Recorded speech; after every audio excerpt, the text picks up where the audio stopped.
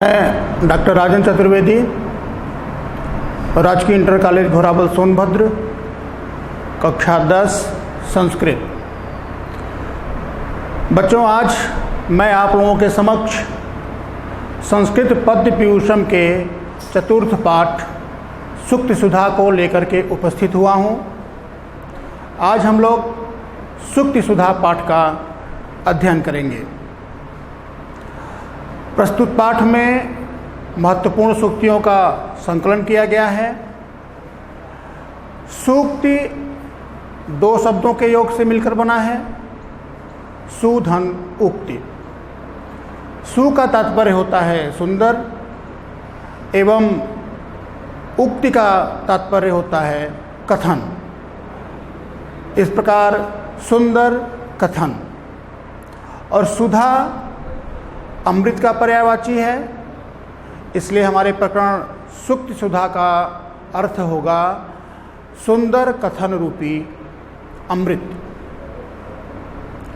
जिस प्रकार से सुंदर वचन बोलने वाले और सुनने वाले दोनों का ही कल्याण होता है, उसी प्रकार संस्कृत काव्यों में लिखे हुए सुंदर उक्तियों के जो सुंदर उक्तियां हैं वो अत्यंत आनंद प्रदान करने वाली होती हैं तथा मानव जीवन में नैतिकता एवं सामाजिकता का भी सृजन करती हैं। तो आइए शुरू करते हैं। प्रथम श्लोक।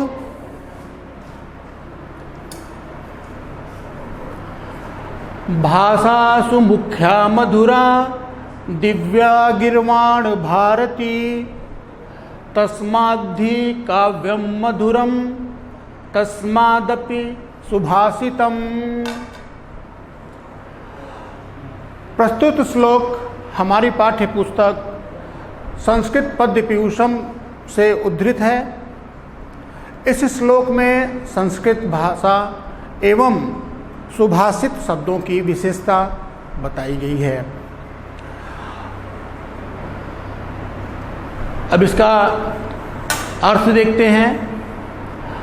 भाषासु गिर्वाण भारती मुख्या मधुरा च दिव्या।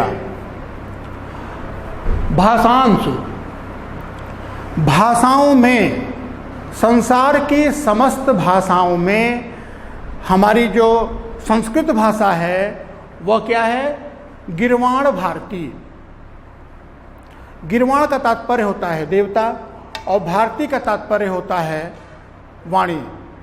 तो ऐसी भाषा जो देवताओं के द्वारा प्रयुक्त है, जिसका प्रयोग देवताओं ने किया है, ऐसी हमारी संस्कृत भाषा मुख्या संसार की समस्त भाषाओं में प्रमुख है। संस्कृत भाषा अन्य भाषाओं की जननी है, इसलिए संस्कृत भाषा को प्रमुख भाषा कहा जाता है।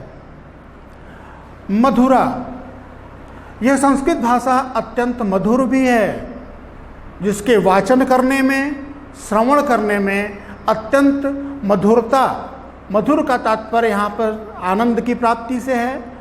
संस्कृत भाषा के जो काव्य हैं, इनके श्रवण करने, वाचन करने में हमें अत्यंत आनंद की अनुभूति होती है, इसलिए यह मधुर भी है। दिव्या, संस्कृत भाषा दिव्य भी है। दिव्य का तात्पर्य होता है अलौकिक। यह देवताओं के द्वारा प्रयुक्त भाषा है, इसलिए यह अलौकिक है, यह सांसारिक नहीं है। संस्कृत भाषा को दो तरह का माना गया है। एक माना गया है अलौकिक और एक प्रकार है लौकिक। जो देवताओं के द्वारा प्रयुक्त भाषा है वह अलौकिक है और संसार में जो भाषा प्रयुक्त की गई है वह लौकिक है। जो हमारे वेद पुराण लिखे गए हैं वो अलौकिक हैं।